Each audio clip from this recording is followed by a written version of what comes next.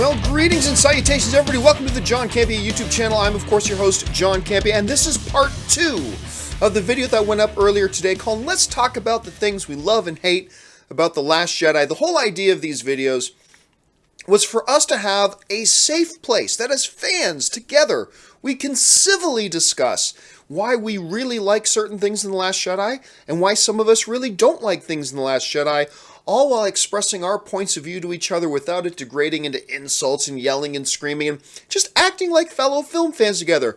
Imagine that. Part 1 of the video was live a little bit earlier today. That went so great. I was so encouraged by that. It showed the world again that the film fan community can be a really great, healthy place for all of us to be film fans together.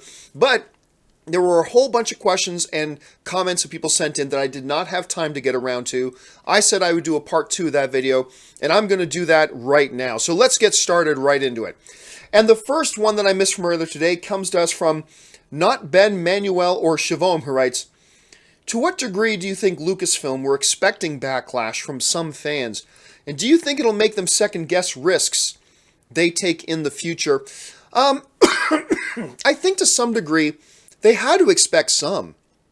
I mean, look, you can't do a movie where Luke technically doesn't fight anybody, and Luke Skywalker dies at the end, and you have Supreme Leader Snoke, the guy you think is going to be the big bad guy throughout the trilogy, dies. I mean, you can't do all these risks and not expect some backlash. Risks mean doing things you know some people may not like. That's what risks are. They took some risks, and I think they had to have been prepared, to some degree at least anyway, that there would be some backlash. Look, everybody expected Han Solo to die. I mean, we all expected that because Harrison Ford said forever. I mean, we all knew Harrison Ford wanted Han Solo to die, so I think a lot of people expected it. Even people who didn't expect it thought there was a good chance Han Solo was going to die. But Luke Skywalker was a different thing. And the way he went out, well, I think worked great, is something that was going to catch a lot of people off guard. So I think to some degree, Lucasfilm had to have at least been somewhat prepared. Since I believe they were somewhat prepared, I don't think it's going to affect them at all with their decision-making process moving forward. Fact of the matter is, a lot of people loved the movie. A lot of people didn't, but a lot of people did. It's the #1 box office movie of 2017. I think they're going to keep moving forward, and I think they're going to keep doing what they think they need to do. And that's make the best movies they know how. Sometimes that means everybody's going to love it. Sometimes it means not everybody's going to love it. And they have to be prepared for that. And I think, yeah, they were somewhat prepared, at least to some degree. And because of that, I don't think it's going to alter how they do things moving forward. That's just my point of view at any rate. All right. Next one comes to us from Third Man 3, who writes, was barely any world building aside from Canto. In 2 movies, we follow a desert planet, a tiny band of rebels, and First Order. Galaxy seems small. I disagree. We also saw, in the first movie, we saw the new capital worlds of the New Republic. But let's go back. Think of the original Star Wars. We were on one planet in Star Wars, the desert world of Tatooine. And then for the rest of it, we were just in outer space, either on a big spaceship or a bigger spaceship. I mean, that's what we were on. In Empire, you had a desolate snow world. You had a desolate jungle swamp world.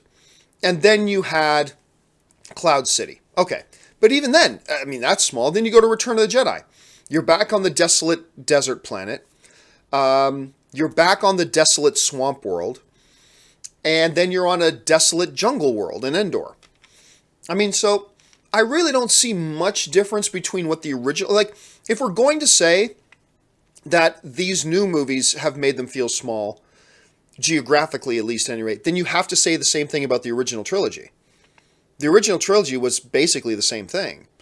So, again, to me, the things that make the universe seem small are what you do with your characters. For instance, if they went through with the ridiculous notion that Rey was a Skywalker, that to me makes the universe feel small. But that's just me. And again, I think there's some people who probably agree with you on that point of view, but for me, it's not an issue because it's not too far, from my perspective at least anyway, it's not too far of a difference between what they did in the original trilogy. Cobra writes, think Anakin would have been better than Yoda to bring Luke back. Remind him that he saved him. He could still save Kylo. Kylo is gone. Kylo couldn't be saved. And I think that's the point. With Vader, there was always a point that he could still be saved. Kylo was gone. See, and I always kind of use this as an example. To me, like Luke Skywalker had what I call his come to Jesus moment on the second Death Star in the Emperor's throne room. He had a choice to give in to the anger and all that kind of stuff, kill Vader and kill the Emperor. He chose in that moment to go a different way. Throw his lightsaber away, I'm a Jedi like my father before me. Kylo Ren, I believe in The Force Awakens, had that same come to Jesus moment. Embrace his father or kill his father. And he went a different way than Luke did. And what we saw in The Force Awakens is that everybody acknowledged, even his own mother, Kylo Ren's own mother acknowledged in the film, he's gone. My son's gone now. There's nothing left of what was good in him. He's gone. So I don't believe there was any redeeming Kylo Ren in the movie. And as far as Anakin being the Force Ghost, I don't know about that. I mean, look, did he eventually come back to the good side before he died? Yeah. But only after decades of genocide and murder and killing a lot of people. I don't think Anakin then becomes the guy who can then come back as a Force Ghost and speak with any moral authority or any righteous guidance. I just don't think he's the guy at that point. I think Yoda was probably the better choice. But that's just my opinion. There'll probably be some other people out there that also agree with you, Koba. All right. Gareth Tucson writes, you have to increase Force powers. You can't just have Force lightning choking every single movie. Astral projection, Force Skype, Leia in space, etc. To a degree, I agree with you. I think it's good for the movies to show us different dimensions of the Force and how the Force is used. I wouldn't necessarily suggest, though, I don't know if I'm 100% with you, Gareth, in the idea that there's a law of diminishing returns. And you just have to keep giving more Force power, more Force power. I don't know that's the case. Maybe that's not what you're suggesting. But I do like the idea that, hey, just because in the couple of movies we've seen, A, B, and C are the Force powers we've seen, that doesn't mean that's all there is to the Force. There could be a lot more dimensions to the Force. And I do agree with that. It's good as the movies continue and progress that we get to see different elements and different dimensions of the Force, as opposed to just the ones we've seen in that very limited scope of movies that we've had already. I just don't know if they have to keep getting bigger and bigger and bigger, you know what I'm saying? But interesting thought. All right. Next one comes to us from Franco Gonzalez Mija, who writes, Luke not fighting with his green lightsaber still hurts. Luke should have schooled Rey with his saber. Maybe a fight, green versus blue, with the end being the same. Rey leaves to face Snoke. Well, I don't know about that. Because, look, Rey and Luke did get into a melee combat situation. And Luke schooled her. I mean, he wasn't even trying. He was schooling her so bad. Like, he was just dodging and evading and whatever, and then knocked the thing out of her hand. He was schooling her. Now, that changed when what he thought was a friendly little stick fight, she decided to make a lightsaber fight and pull the lightsaber in her hand. And at that point, he's like, whoa, what are you doing? This was not a lightsaber fight. I mean, but they were both having lightsaber combat. See, she had to be in an advantageous, the way I saw it at any rate, she had to be in an advantageous position at the end of that conflict. You can't do that if they're having a lightsaber duel. Luke wins that every time, just like he was winning easily when they're both just using physical sticks to fight. The only way that can end, where Rey has the advantage to that when she then turns around and leaves, is if they played out kind of the way it did. Would I have... Look, I said this in part 1 of the video. I wanted to see Luke Skywalker schooling fools in this movie. They did not do in this movie what I wanted them to do. They didn't. I still love what they did with Luke. I have other problems with the movie, but I love what they did with Luke, but it wasn't what I wanted. Could it have been cool to see a really good lightsaber fight? Yeah, probably would. I didn't think the movie lost anything because it didn't. But anyway, that's just my thought. But you're not the only person I've heard mention that, Franco. You're not. Siobhan Dixit writes, The Force Awakens introduced bland and wooden chairs, in my opinion. Rey and Finn are nowhere close to the standard of protagonists compared to Luke, Han, and Leia. No comparison. It depends. Rey, I think, is a remarkable character. I mean, I love John Williams. John Williams tells the story about how he just became instantly enthralled. Rey to him became his favorite character ever in Star Wars. To the point that the only reason he even agreed to come back and score Episode 8 was because he didn't want anybody else writing music for Rey. I think Rey is a terrific character. I really do. Is she better than Luke, Han, or Leia? I'm not ready to get into that discussion, but I think she is a great character. And Finn carries with him great potential. I loved Finn's character in The Force Awakens. Did not love his character so much in The Last Jedi. I just thought they took this character with all this potential that they build in The Force Awakens and really shortchanged the character in The Last Jedi. I mean, and that is one of my critiques of The Last Jedi, was I really thought they misused Finn a lot. And so, on that level, I'm with you on there. I did not like the way they used Finn in this movie. That is one of the criticisms that I carry with the film. I think they should have done a much better job, especially after such a good job they did with him, I think, in The Force Awakens. That just really added to the shame of it, I think, unfortunately.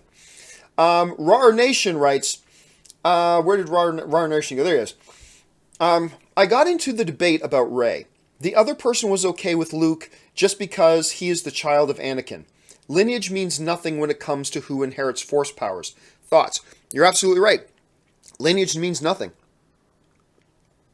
Thousands of generations of Jedis were born without Force-using parents. They're just born, the Jedi identify them at a young age, and bring them to the Jedi Temple to train them as Jedi.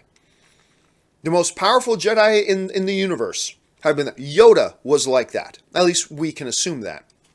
Especially when you consider the fact that there was a rule amongst Jedi that Jedi couldn't get busy. Jedi weren't allowed to grind private parts. That was forbidden. So they're not having kids. Oh, but he's the son of... It doesn't matter. Doesn't matter. So I agree with you. That to me is a non-starter for an argument. The fact of the matter is, I believe the movies, the way they set it up, what Yoda says to Luke, they are our apprentices, destined to become greater than us. We are what they surpass. And that is the case with Rey. Rey is born to surpass Luke. That's the way it is. And I think that doesn't sit very well with a lot of Star Wars fans. Understandably so. And no one's a bigger Luke's fan than me, but that's the way it is. And I was kind of okay with that. So yes, lineage means nothing when it comes to the Force. Nothing at all. Let's see. The Crone Dodgy writes, Old Jedi, full of hubris, allowed cities to create the Empire and destroy them. But Luke's solution is to give up and die. Super disappointing. Not if you understand. See, this is the big thing I get into. I think this was great character development. Because remember, Luke saw the Jedi and himself as the problem. Luke holds himself responsible for what happened to Kylo and Kylo going dark. Luke, as a human being, filled with self-doubt and making mistakes, he believed, I'm the problem. The Jedi are not the solution. We're the problem. If I didn't take this Kylo kid in the first place and train him in the first place, maybe he never goes dark. Maybe he never taps in as much to his power as he has, and he never becomes a big threat to the universe. Getting involved just makes things worse. That was Luke's point of view. And that's such a great human response. That he would hold himself responsible. That he thinks this is all my fault. And me getting involved, that Jedi are not the answer to everything, Luke was thinking at the time. We're the problem. So he removed himself from the situation, isolated himself on that island, and cut himself off from the Force. To me, it is not what I wanted them to do with Luke. But I think it was beautiful. I think it gave so much more real character to Luke and how a person would respond to something like that. And it wasn't until Yoda finally sits down with him and says, Luke, we got to learn from our failures. Failing isn't the end of it. Failing is just another teacher for us. So we take the failure, we learn, and we move on. And so that's just kind of how I saw it. But again, the chronology, you're not the only one to think that. There were a lot of people who did not like the way. They would have preferred, a lot of people, understandably so, to see Luke be more heroic. They wanted to see shiny, sparkling teeth Luke, that, I'm the hero of the galaxy. That's what I was looking for when I went into the movie. I wanted to go into The Last Jedi and find out Luke had a different reason for exiling himself, and now he was coming back to kick ass. That's what I wanted to see. Now, I happen to love what they did anyway, but there were a lot of other people who were like me that wanted to see that Luke Skywalker we had been waiting to see for 30 years. And when they didn't get him, we got disappointed. Totally understandable. I get it. All right, let's move on to the next thing here. The Jumengo writes, what I love most about The Last Jedi is that every viewing I catch something new. Last viewing I noticed that right before Luke confronts Rey Skyping with Kylo, I love that, Skyping with Kylo, he is smiling. He decided to come back with her. Yeah, I love that in the hero's journey, when there are twists and turns to the hero's journey. And I think we may have seen Luke getting close to the notion that maybe I will go back with her. Like that moment he had sitting in the Millennium Falcon with R2. And one of my favorite moments in the movie, and I think a lot of people agree, when Luke says to R2, nothing you can say is going to make me change my mind. And then R2 pulls out the old recording of Leia saying, help me, Obi-Wan Kenobi, you're my only hope. And it looks like that's a cheap shot. I think at that point, I think you're right. Luke was getting close to going, okay, fine, I'll come back. But then he walks in and sees Rey talking with Kylo, the representation of everything that to him represents Luke's failure. And it just turns him hard again. And I really like that. I thought that was great. The Jumungo also writes, God love audiences calling a movie insult to IQ. When is the place where Transformers and Pirates of the Caribbean movies make their money? It's an interesting point, Jumengo. Let's see. Santos Regaldo writes, Kylo is more like Anakin than Darth Vader. Anakin was motivated by his emotions, which led him to the dark side. Your thoughts? No, I agree with you. I think that Kylo was even more given to dark side tendencies than Anakin. Because, one of the things we talked about it in the first part of this video where, some people saying, Kylo acts like a whiny baby. And I'm like, yeah, exactly. Giving in to your passions, giving in to your anger, cutting loose, not holding back.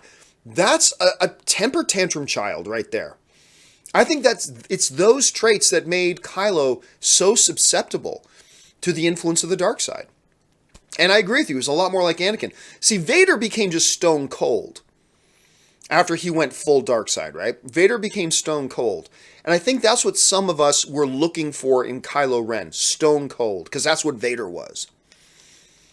Instead, what we got, and this worked for me, but it didn't work for everybody. What we got was this character who was just an impertinent, temper tantrum, on the surface, whiny brat. But that's the playground of the dark side, right? It's not somebody cool, calm, collected, in control. That's not where the dark side breeds.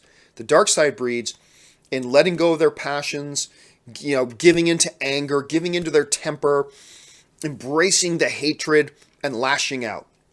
That's the breeding ground of the dark side. And that's why I felt like it worked with Kylo Ren. But then again, like I said, our understanding, our experiences with Darth Vader.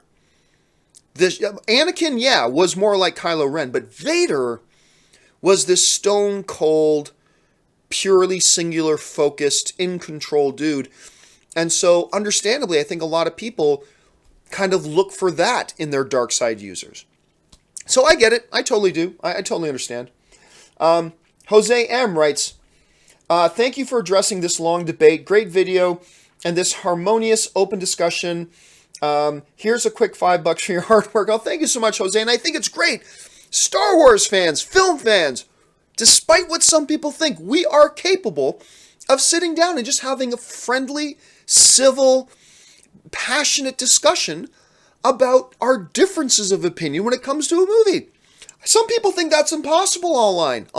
I say not so. I say it is possible, and you guys are continuing to prove that that is the case. All right. Trojan of Narnia writes, I like that Luke was like Logan. What do you think? Also, I wish he was still alive, but I understand why they killed him from a narrative point of view. I never thought of it that way. You're right. Luke very much is like Logan. Logan and Luke, actually, now that I think about it, they follow very much the same hero's journey. Something tragic happens in Logan's past. Professor Xavier losing control and probably killing a lot of X-Men while doing it. And he decides the answer, go into seclusion, hide away, wait for the day that either Charles dies or we can get a boat and get out of the country. Luke, pretty much the same thing. His tragedy was the fall of Kylo Ren. He held himself responsible, and he decided the answer was to hide himself away until he could die. I've never thought of it in those terms, Trojan of Narnia, but that's an excellent comparison. It really is. As far as why they killed Luke, I thought Luke's death scene was beautiful. I am not yet there understanding why he had to die, though. I get it, exerting that much force power, because remember, Kylo and Rey, who are supposed to be destined to be even more powerful than Luke, Kylo says to Rey, oh, you couldn't be doing this force projection stuff, because even if you even tried it, it would kill you. And Luke does it and fools everybody, and even has a fight while in it. So I get it. I get the explanation about why it would kill him, but I will confess, even as somebody who loved what they did with Luke, I still don't get why he had to die at the end. Yeah, it created a great moment with him looking there and his music playing, da, da, da, da, da, looking at the binary stars and all that kind of stuff. I get it. But from a narrative point of view, I have not yet wrapped my head around why that was necessary. Why couldn't Luke have survived into episode 9? And there are a lot of people asking that question, and to them I would say, me too. I'm asking the question too. I don't get it. I mean, I liked it. It worked for me. Sure. But I don't understand the logic behind why does he have to die there alone on that island. That I don't understand. I like the way it happened. It worked for me. I was sitting in the audience. It gave me the chills and it gave me the feels. It delivered the experience. I'll give it that. But I'm with a lot of you guys on that, saying I don't feel like he needed to die. So who knows? Maybe him and JJ had a plan for they want to use Force Ghost Luke in episode 9 to work with Rey. I don't know, but it is a question that I ask as well, man. Third Man, right? The Third Man 3 writes, so would they have been able to use the bombers against Snoke's ship if they didn't use, quote, waste them earlier in the movie? Maybe. The problem is the Dreadnought was kind of on its own carrying out its assault, so it was a little bit isolated. So as long as the fighters could hold off the ties, they could the bombers could approach a ship and take it out. I think, and this is just me speculating, obviously, I think, though, Snoke's ship was surrounded by other Star Destroyers, so I don't think there was enough cover. I think the bombers in that situation probably would have got wiped out, I think. But that's just me thinking about it without, I'd have to sit down and watch the movie again to analyze that, but it's an interesting question. N Starks07 writes, take out Rey's island time, the movie plays the same. No, at that point you're missing out a lot of the narrative stuff going on. It's Rey's island time where we get a better understanding of where her position in the Force is, and it's through her presence on the island that we understand Luke's backstory and what led Luke from being the hero of the Battle of Endor to being a hermit isolating himself on a distant island. Unless you're thinking of something different, N. Starks 007, maybe you're thinking of something different, it's just not coming out right in your question. But on its surface, I have to disagree. A lot of the meat of the movie, narrative-wise, comes from that experience on the island. And Rey being there and what we learn. So, not quite sure I agree with you on that. But then again, maybe I'm just misinterpreting the question, the way you're asking it. Pensive Ruin writes, Mace Windu, nobody, Obi-Wan, nobody. We know this, Lucas. Mace Windu, nobody, Obi-Wan, nobody. We know this, Lucas. Not quite sure what it is you're talking about, but okay, sure. Maybe some of you guys understand what it is he means. Jump down in the comment section. Let me know what you think it is Pensive Ruin is trying to say. Siobhan Dixit writes, Force projection power came out of nowhere. Should have foreshadowed it like the way Thor's lightning powers were hinted at a number of times in Ragnarok. No, it wasn't out of nowhere. They did foreshadow it in The Last Jedi. The whole conversation with Rey and Kylo having those conversations and then even saying to each other, like Rey saying, I'm not doing this. And Kylo's like, oh, I know you can't do it. Even if you try this would kill you. They did foreshadow it earlier in the movie. So then Luke coming out of nowhere and pulling it off, I think was completely set up. And they also set up how much power, how much pure power it would take to pull that off. Again, Rey saying Kylo saying to Rey, if you even try this, it would kill you. Yet Luke was able to do it across the galaxy and fool everybody for a sustained period of time. So I'm going to disagree with you on that one, Siobhan. They did foreshadow it quite strongly, actually, maybe even too much in the Force or The Last Jedi. Roberto Robert writes, it's sad that Luke, Han, Leia will leave no part good of them to live on. It's sad our heroes live sad, lonely lives of failure after Return of the Jedi. Maybe that's why some are angry. Well, it's not necessarily the case. I mean, if you read some of the novels, and it shouldn't be necessary to read the novels to get this. I agree. But if you read the novels, there were many good years after Return of the Jedi. There were many good years. And where, Han and Leia were together and they had a great family and, Ben was born and Luke was starting the temple. There were a lot of good years. I think we just caught them, in a very dark time. When The Force Awakens starts back up, we've caught them in a dark time. Han is searching for his meaning again. He lost his son. He feels like he lost his wife.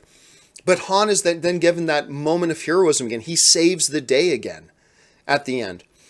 So I was okay with that. I'm okay with that. It is interesting we find them in that period of their life. But again, between Return of the Jedi and The Force Awakens, there were a lot of very good, prosperous years for these characters and for the universe as a whole before the First Order came to prominence again. So I think we just need to look at it as a bigger picture sort of thing. Zach93Z writes, Ren and Rey saves her from Snoke, Red Room, family. Ren and Rey saves her from Snoke, Red Room, family. I'm sorry, Zach. I'm not following what you're saying. I don't mean to skip over your question, but I don't understand what it is you're asking there. Third Man 3 writes, how'd Rey know so much about the Jedi history and Vader when she just heard that the Jedi were real a few days earlier? Most people don't realize these two films take place about a week. The Force Awakens equals 2 days. No, again, I mentioned this in the first video. In the novel, and again, you shouldn't have to read the novels to understand what's going on in the universe, but in the novel Bloodlines, written by Claudia Gray, it kind of focuses on Leia and happens in the years after Return of the Jedi, many years after Return of the Jedi. The events happen in that movie when the news breaks and it's reported to the galaxy that this Princess Leia of Alderaan, who's running for Supreme Chancellor, she's the daughter of Darth Vader. And Luke Skywalker, hero of the Battle of Yavin and hero of the Battle of Endor, the son of Darth Vader. the news breaks in Bloodline, and the whole universe finds out about it. So it's not funny for a girl living in the desert who plays with X-Wing toys and, X-Wing fighter pilot dolls and things like that. She's heard all the lore. She's heard of it all. But like Han has heard of the Force, he just thinks it's hooey. She's heard all the stories. She just probably thought it was a myth and not really real. But she's heard it all because the whole universe has heard it all. It was the biggest news in the galaxy just a decade or so earlier. The biggest news in the galaxy. And what we learned at the end of The Force Awakens, or The Last Jedi, is the stories of the rebellion versus the Empire still being told. Because remember, the little kids are even sitting around at the end of The Last Jedi telling the story of Darth Vader and Luke Skywalker and the heroes and all that kind of stuff. So, no, totally makes sense that she had heard of it. Doesn't necessarily mean she believed it. She thought a lot of it was myth, but she's heard the stories. So that, to me, makes sense. Mason Barr writes, I just wanted to say I agree with your thoughts on the film, except Snoke, until you mentioned the Emperor. So I rewatched the original series. Now Snoke bothers me less. And yeah, that came up in the first video too. And what I mentioned about that was simply this. Some people complain, and understandably so, and I'm not trying to change anybody's mind, that what did not work for them, one of the things that didn't work for them, was we got no extensive backstory on Snoke. And I don't disagree, we didn't. However, I wasn't expecting anything. But remember, in the weeks leading up to this movie, I said outright, I don't think it's important to know who Snoke is. Because if you go back to the original trilogy, we never knew squat about the Emperor. We knew he was in charge, that he was very evil, and that he was very powerful. That's all we knew about the Emperor through the entire original trilogy. It wasn't until almost 2 decades later that we get, Sheev Palpatine's backstory in the prequels. It wasn't until almost 2 decades later. So, and we had no problem not knowing anything about the Emperor because we knew everything we needed to know. We knew he was the main guy in charge, we knew he was really evil, and we knew he was really powerful. For the sake of the story, that's all we needed to know. And that's why I never felt like we needed to know more about Snoke. However, one of the real legit criticisms then that a lot of people have about the Snoke situation is, but the Star Wars A New Hope never started off the first movie by introducing a lot of questions about the Emperor. We just knew there was an Emperor. The Force Awakens kind of gave us a hunger for information about Snoke, which they then didn't follow through on The Last Jedi. So while it works fine for me and I have no problem with it, I can totally understand, and I think people who love the movie need to understand where people who were bothered by that are coming from. Because the one little difference is that the original Star Wars didn't create questions about the Emperor, whereas The Force Awakens arguably did. Therefore, for them to follow up the movie and ultimately kill Snoke without delivering any more answers or backstory, to some people can be frustrating. I think we need to understand that. Even though it worked fine for me, I think we need to understand why people would feel a little bit shortchanged by that. And that's where one of the things where we got to agree to disagree, but we should probably try to empathize a little bit with where people who are frustrated with that are coming from. Because it makes sense. It just does. All right. Thanks a lot. Green Arrow 7 writes, Kylo is misjudged in my opinion. There are people who seem to not get that he isn't supposed to be good at being bad. He isn't what he is trying to be. That's an interesting point. Again, our experience as Star Wars fans is Darth Vader, who is great at being bad. And he's stone cold and he's singularly focused. Kylo is completely given into his passions, completely given into his temper, completely given into his anger, completely given into his rage, and is unfocused. And his singular thing is, let the past die. That's his whole thing. And I think you raise an interesting fact here, Green Arrow. Whereas Vader, our experience is he's great at being bad. Kylo may be bad, but he's not very good at being bad, at least not yet. And he's figuring that out. I think we're going to see a little bit more of a focused Kylo Ren, a more evil Kylo Ren in Part 9. But it's an interesting point of view that you bring up. Thanks for mentioning that. All right. Third Man 3 writes, a lot of what you've been saying makes sense, but you don't feel it organically in the film, which is why people saw it twice. Shouldn't have to explain. I think, you raise an interesting point, Third Man 3, which is a lot of people that I talk to, I've spoken to a lot of people who have said to me, I wasn't so sure that I liked The Last Jedi the first time I saw it, but then I saw it the second time and now I appreciate it more. I've been hearing a lot of people talk about that. And I think you can then raise a fair criticism to say you shouldn't have to watch a movie twice in order to appreciate it. And I think there are people out there who make that statement, and I think that's fair. For me, The Last Jedi worked on my first viewing.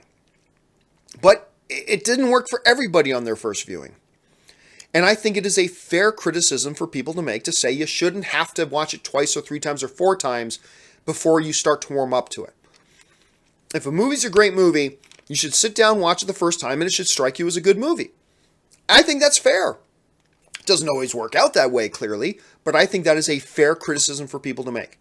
Again, I can't relate to it because it worked for me the first time I saw it, despite all the problems that I have with the film. But I think it's a very legitimate criticism, a very legitimate complaint that some people would level against it. All right, last couple here. Dr. Strangelove writes, when Leia flew back onto the bridge, she cut the hologram of the supremacy in half. Brilliant foreshadowing. You know what, Dr. Strangelove? I'm going to have to watch the movie again and look for that now, because I'm not really sure what it is you're talking about. I didn't notice it. I got to go back and watch it again. Thank you for bringing that to my attention, man. I appreciate that. All right. Planet E. Jobin writes, I don't have any issue with Rey being a Mary Sue or OP. My issue is that she has one of the least interesting backstories you could give a character. Well, I mean, it all depends. I can see why you would feel that way. I'm not discrediting how you feel about that. Not at all. For me, the idea that she's a nobody from some backwater world that the Force just chose to be the one to manifest itself through. And now she's got these mommy and daddy issues.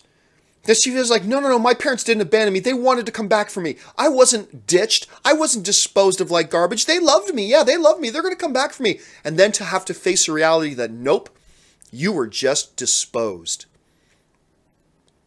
And to me, the story of somebody who is, from all perspectives in life, useless and thrown away, being ultimately maybe the savior of the universe, to me that's fascinating. Yeah, they could have done the same old formula. Oh, turns out she's actually the daughter of a great king, and deep inside her she's got this special jewel that will give her the power to conquer the universe. We've seen that formula a million times.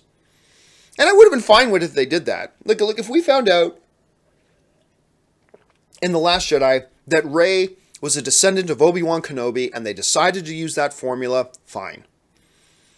But the fact that they say that, it's funny because I just saw the Aladdin Broadway show last night, Diamond in the Rough. That no, there's nothing special about this girl. Oh, or maybe her father was a king. Nope. Well, maybe she's actually descended from a great Jedi Knight. Nope. She was nothing. And that's who the Force worked through. To me, that works.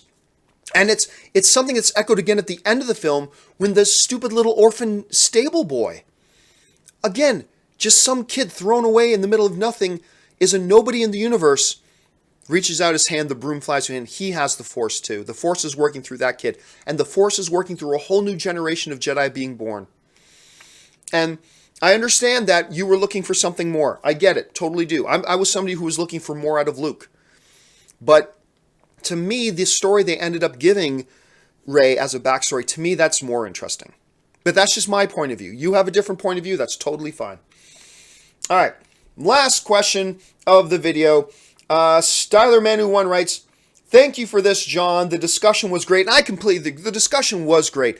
Being able to safely say, hey, I like the Last Jedi, and here's the things I like about it, without having people jumping all over you. To be able to say, hey, I didn't like these things about The Last Jedi, without people jumping all over you. Just being able to say, hey, that's interesting. Why do you feel that way? I agree, here's why. I disagree, here's why. That's what being a film fan is all about. And thank you guys so much for sending in such awesome observations, some great points of view, expressing your thoughts, your frustrations, and your loves with the movie. That's what the film fan community is supposed to be about. Thank you so much to all of you guys who have participated in these last couple of videos and making this a really fun experience for this Star Wars fan. All right, guys, that will do it for me for this, as it turns out to be a two-part video. Don't forget, tomorrow morning, we got the John Campea Show at 10 a.m. Pacific Standard Time. That's 1 p.m. on the East Coast. And then at 1 p.m. Pacific Standard Time, that's 4 p.m. on the East Coast, it is Tuesday, which means it's time for Star Wars Talk Tuesday, where we won't just talk about The Last Jedi. We'll talk about all things Star Wars. Make sure you come back and join me then for that. Okay, guys, that will do it for me. Thanks a lot for joining me. My name's John Campea, and until the next video, bye-bye.